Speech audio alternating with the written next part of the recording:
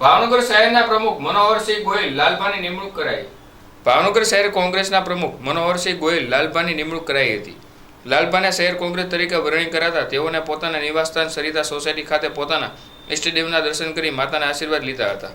નવનિયુક્ત શહેર કોંગ્રેસ પ્રમુખ લાલભા દ્વારા જણાવ્યું હતું કે ભાવનગર શહેરના વિકાસના કામો જેમાં મહાનગરપાલિકા હોય કે અન્ય કોઈ કચેરી દ્વારા કરવામાં આવતા ભ્રષ્ટાચાર માટે હંમેશા મજબૂત રીતે વિરોધ કરી લોકોના પ્રશ્નો અંગે લડત આપશે।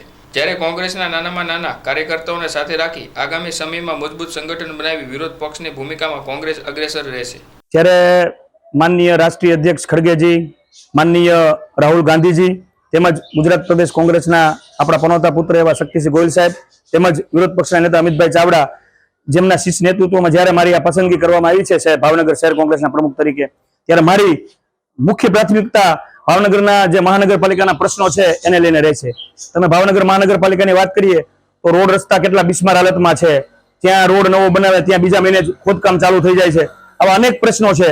તમે જોઈ લ્યો આપણો જે આ ઓવરબ્રિજની વાત છે તો ઓવરબ્રિજના 5 વર્ષ પૂરા થવા આવ્યા તો સંપૂર્ણપણે એ રોડ ચાલુ નથી થઈ શક્યો। એને 3 થી 4 વાર એને મુદત વધારો કોન્ટ્રાક્ટરને આપવામાં આવ્યો છે। તો આવા બધા ઘણા પ્રશ્નો છે જે પ્રશ્નોમાં આવનારા દિવસોમાં કોંગ્રેસ પક્ષ બેસી નહીં રહે અને જોમ અને જુસ્સાથી લડત કરશે અને કાર્યકરનું સંગઠન આપણે ક્યારે ન જોયું એવું મજબૂતી બનશે।